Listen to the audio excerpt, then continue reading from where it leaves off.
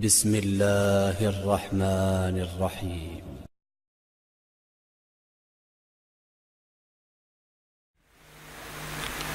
السلام علیکم ورحمۃ اللہ وبرکاتہ۔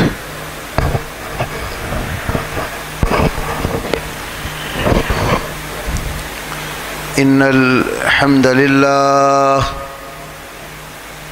نحمده ونستعینه ونستغفره ونعوذ باللہ من شرور انفسنا ومن سیئات اعمالنا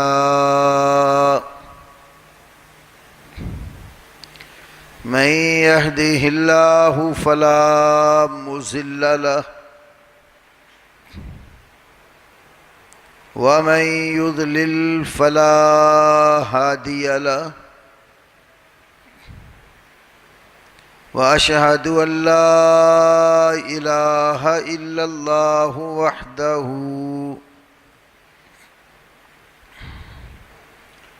وحده لا شريك له وأشهد أن محمدا عبده ورسوله أما بعد فأعوذ بالله السميع العليم من الشيطان الرجيم من همزه ونفخه ونفثه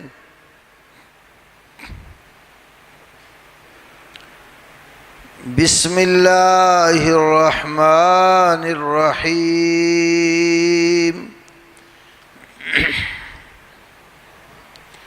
وما ارسلنا من قبلك من رسول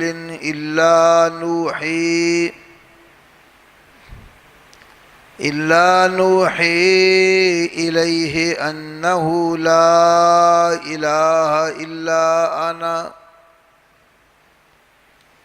لا الہ الا انا فاعبدون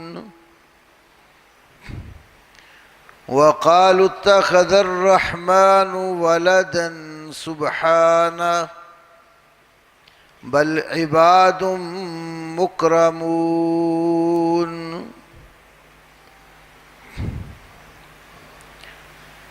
رب اشرح لي صدري ويسر لي امري واحلل عقدة من لساني يفقهوا قولي اللهم صل على محمد وعلى آل محمد كما صليت على إبراهيم وعلى آل إبراهيم إنك حميد مجيد اللهم بارك على محمد وعلى آل محمد كما باركت على إبراهيم وعلى آل إبراهيم إنك حميد مجيد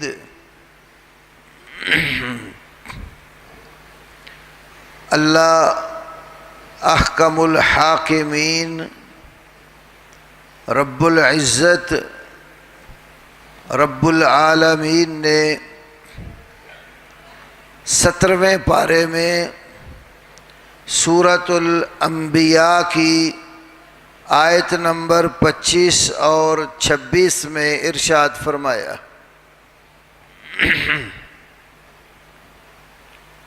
اور تجھ سے پہلے جو رسول بھی ہم نے بھیجے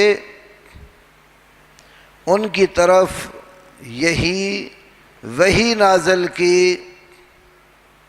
کہ لا الہ الا انا فاعبدون، میرے سوا کوئی الہ نہیں ہے، تم میری عبادت کرو۔ مشرکین نے کہا کہ رحمان نے اولاد بنا لی ہے،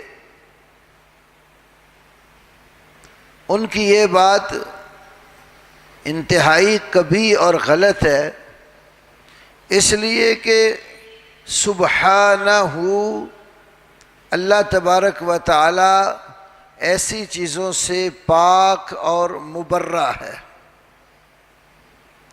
یہ فرشتے جن کو اللہ کی اولاد یا بیٹیاں قرار دیتے تھے، فرمایا بل عباد مکرمون، بلکہ یہ تو باعزت بندے ہیں۔ رمضان المبارک کا مہینہ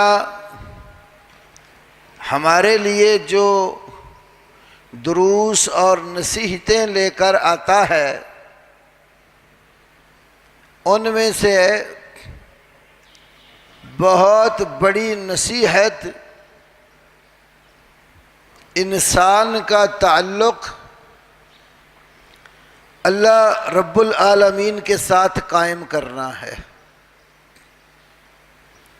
حالت روزہ میں بندہ اللہ رب العالمین کے بہت قریب ہوتا ہے۔ روزے کی حالت میں جو بندے کا تعلق اللہ سے قائم ہوتا ہے، شاید وہ کسی دوسری صورت میں نہیں ہے۔ خلوتوں اور تنہائیوں میں بھی حالت روزہ میں بندہ اللہ رب العالمین کی نافرمانی کرنے سے ڈرتا ہے۔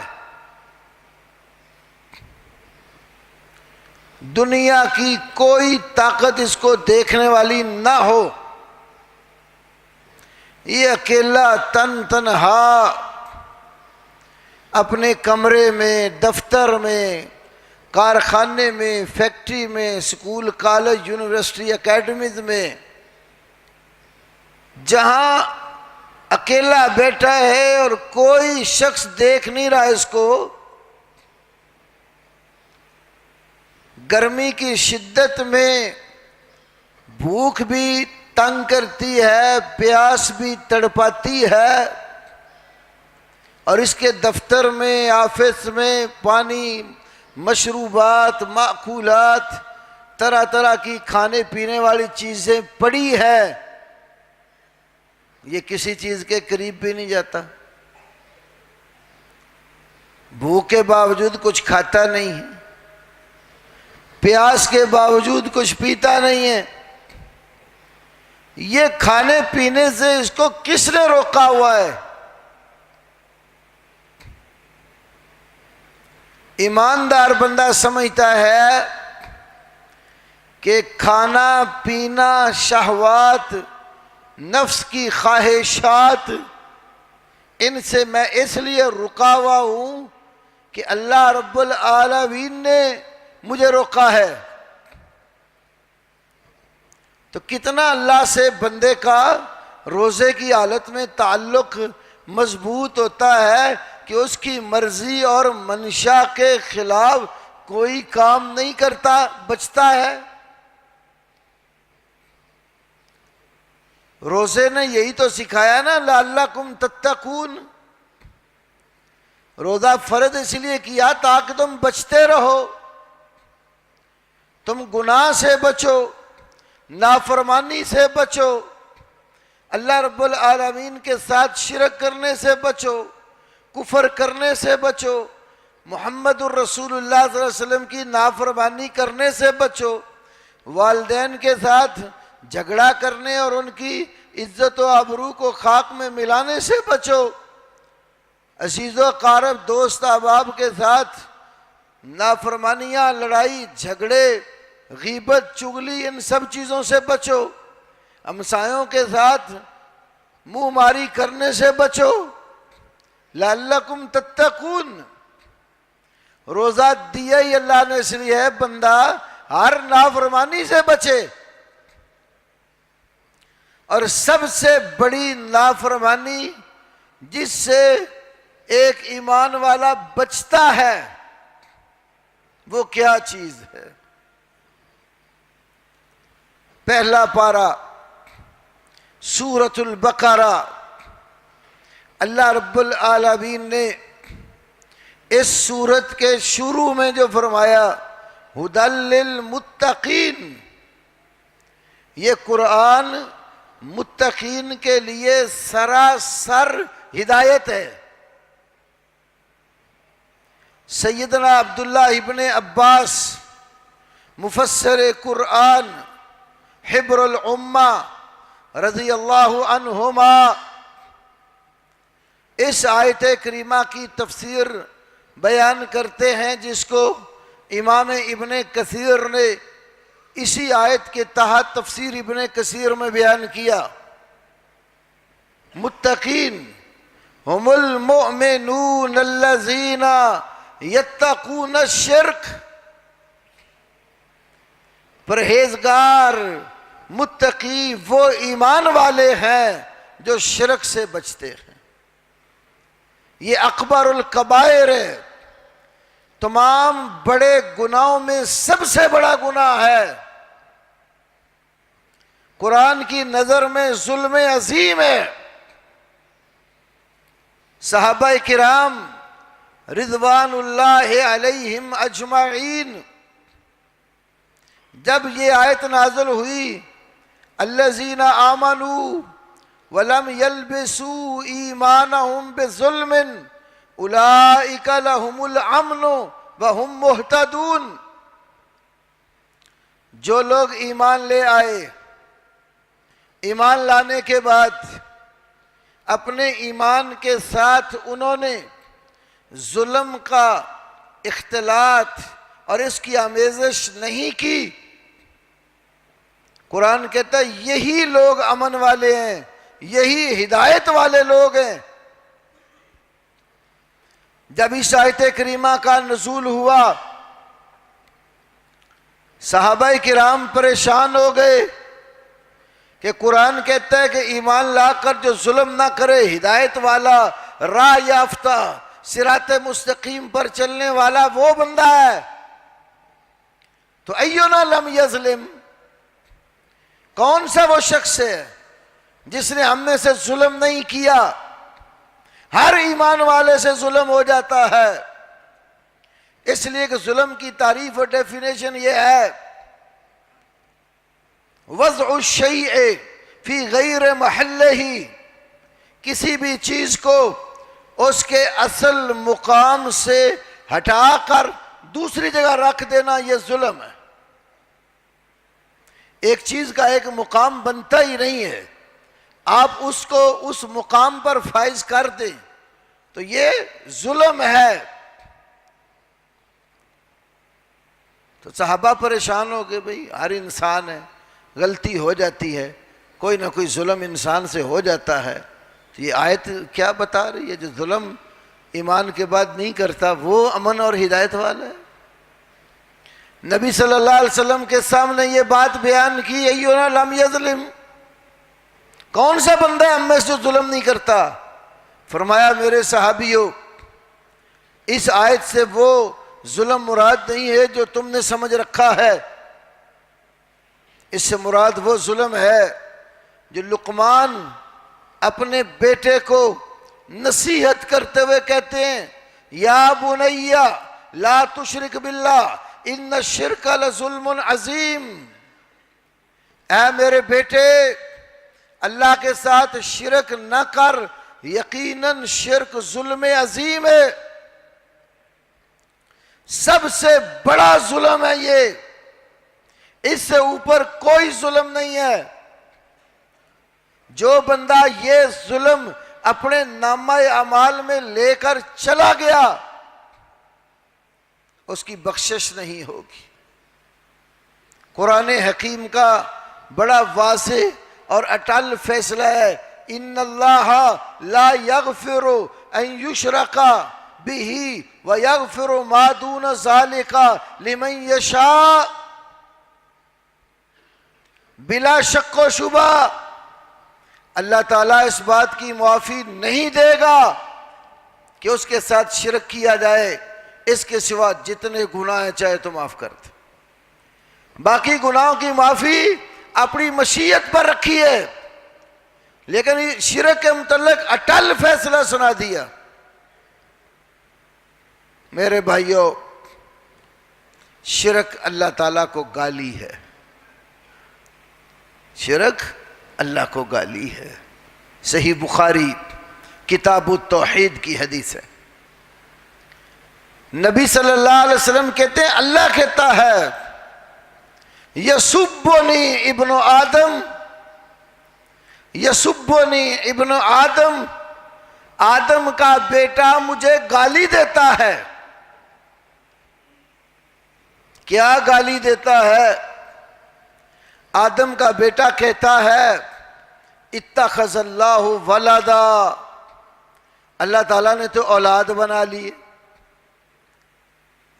تو اللہ کی مخلوق کو اللہ کی اولاد، اللہ سے جدا ہوا ماننا، یہ اللہ کو گالی ہے۔ لیکن اللہ کے نبی فرماتے ہیں اللہ سے بڑا صبر والا بھی کوئی نہیں ہے۔ دنیا اللہ کو گالیاں دیتی ہے، اللہ کے ساتھ الہ معبود بنا کے رکھے ہوئے ہیں، لیکن اللہ ان کی گالیاں سننے کے باوجود روزی سب کو دیتا ہے۔ اس نے کبھی بندش نہیں کی ایسے لوگوں پر روزی کی جو اس کے ساتھ شرک کرتے۔ اتنا کچھ ہونے کے باوجود سب کو روزی دیتا۔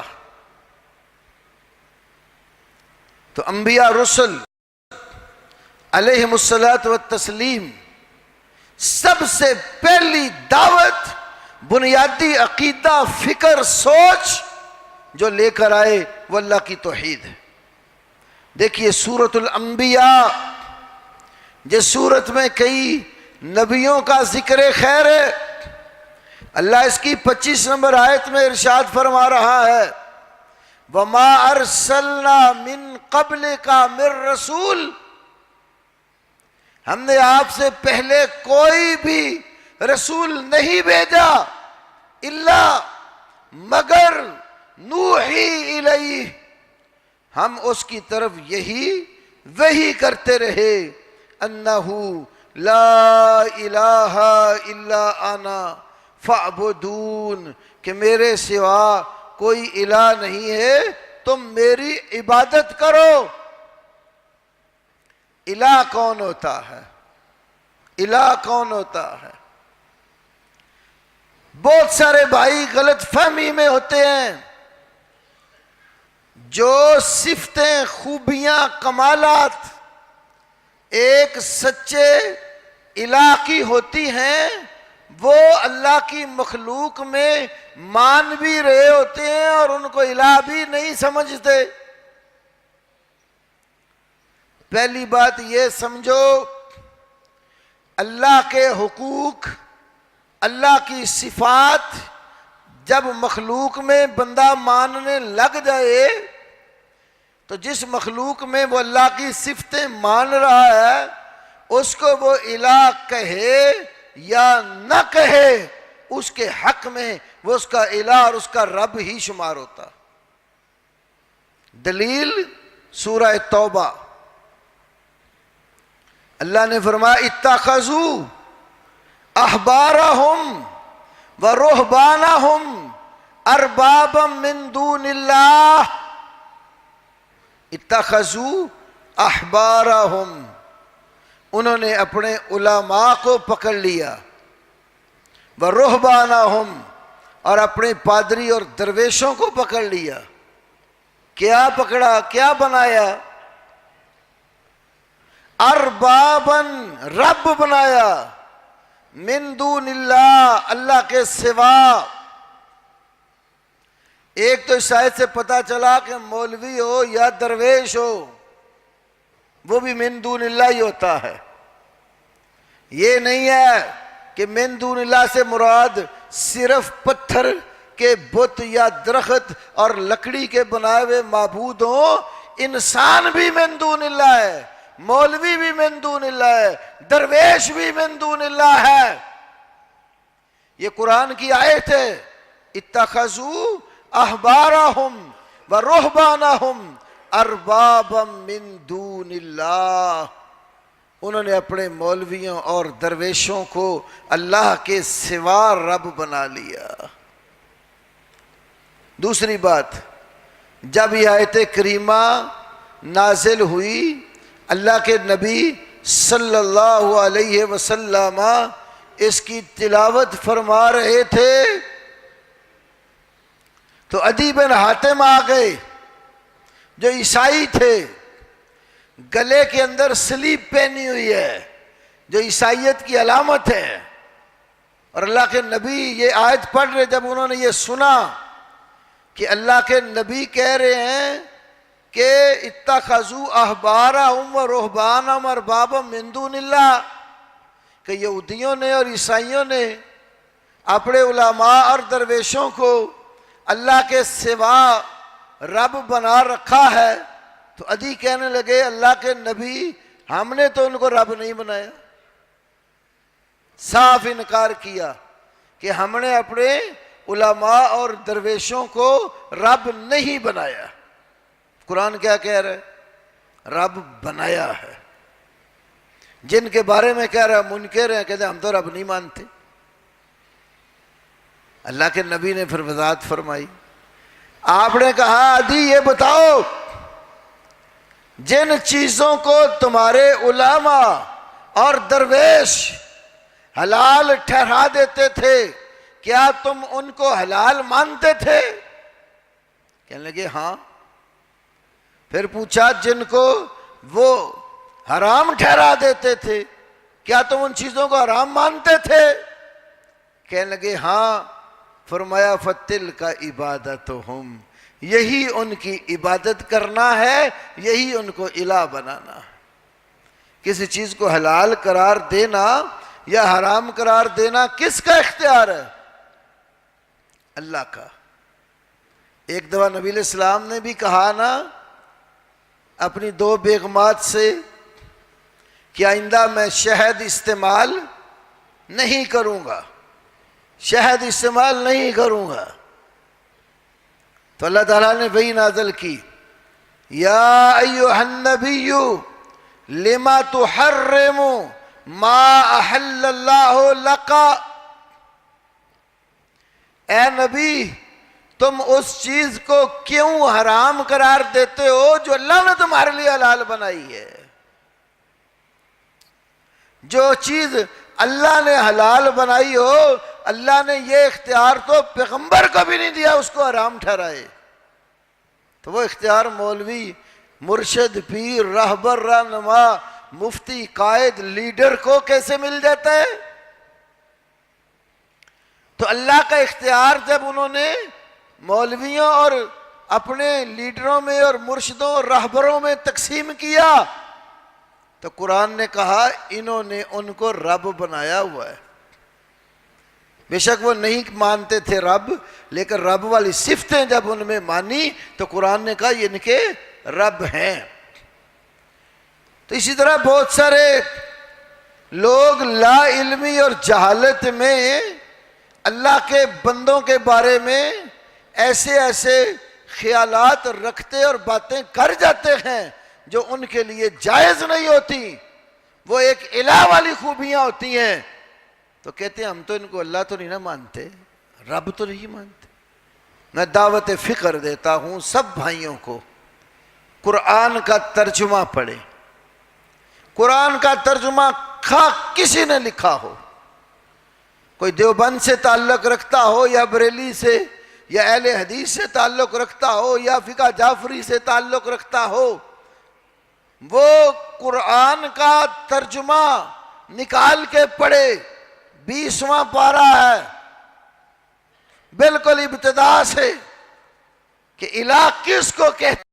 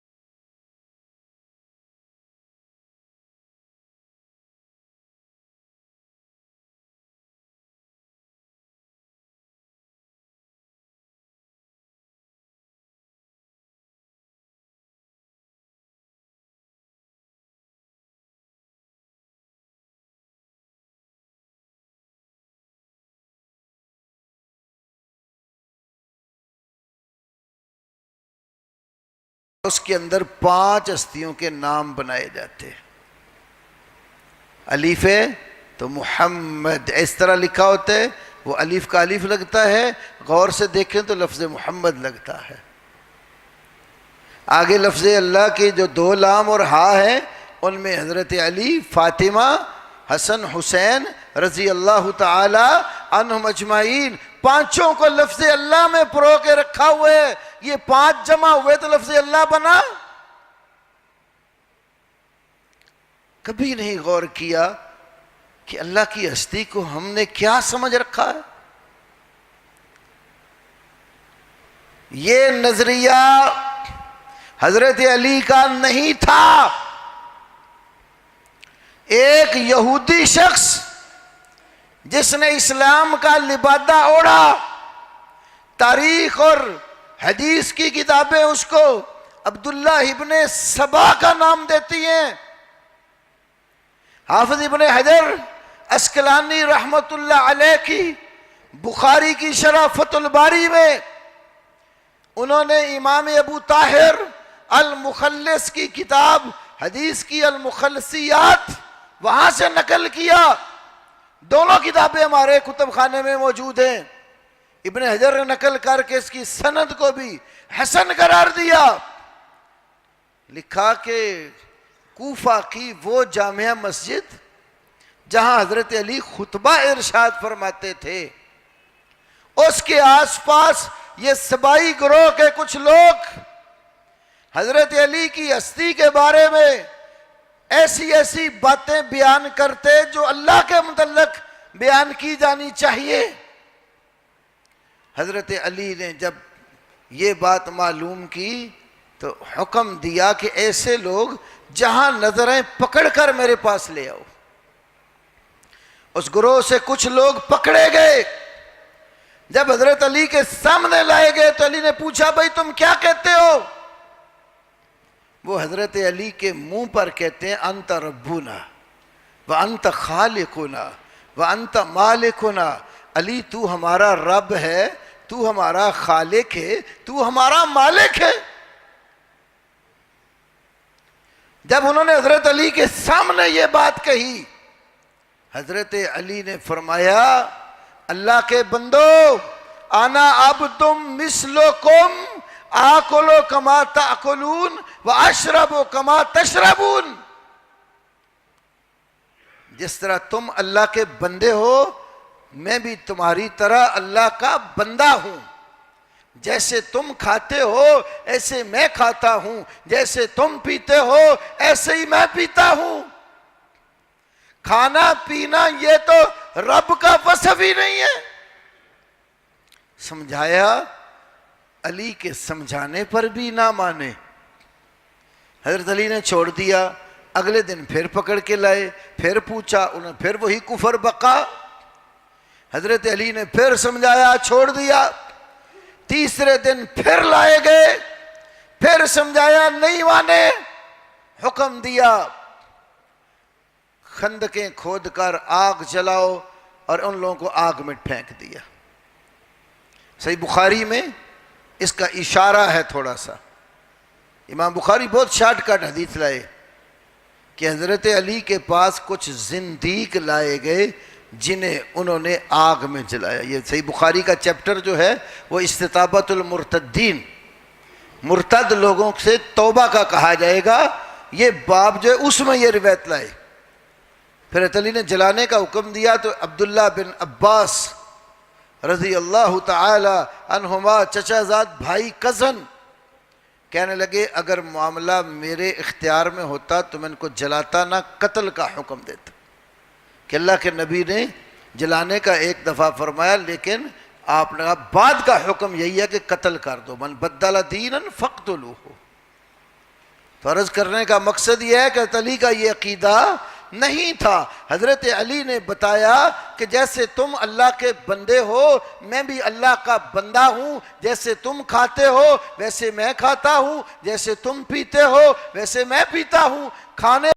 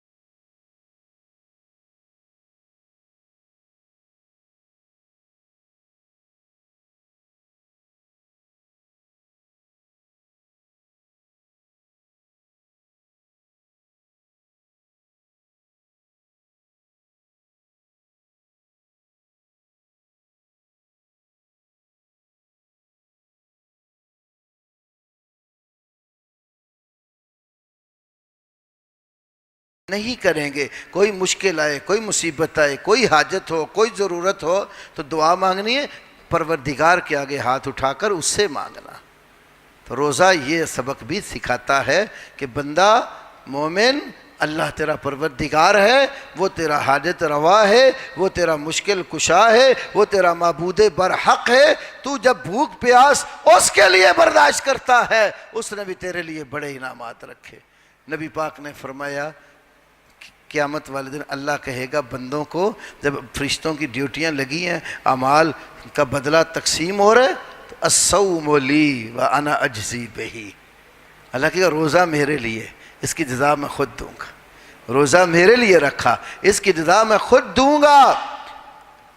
کیونکہ روزے میں بندہ اللہ سے جتنا قریب اور نزدیک ہوتا ہے، جتنا رب سے ڈرتا ہے، خلوتوں تنہائیوں میں بھی پروردگار کی نافرمانی نہیں کرتا، اتنی کسی اور مقام پر اللہ رب العالمین کی خشیت اور انابت بندے میں نہیں ہوتی. تو اللہ تعالی ہمیں اپنا ہی ہر وقت محتاج رکھے، اپنے سوا کسی کا محتاج نہ بنائے. جو اللہ کے در کا محتاج رہتا ہے، اللہ رب العالمین اس کو اپنی رحمتوں سے مایوس نہیں کرتا. اللہ ہم سب کی پریشانیوں کا ازالہ کرے، دکھوں کو دور فرمائے. جتنے لوگ مصائب میں پھنسے ہیں اللہ مصیبتیں دور کرے، بیماروں کو شفائے کاملہ عاجلہ نصیب فرمائے اور گناہ گاروں کی بخشش فرمائے. وآخر دعوانا الحمدللہ رب العالمین.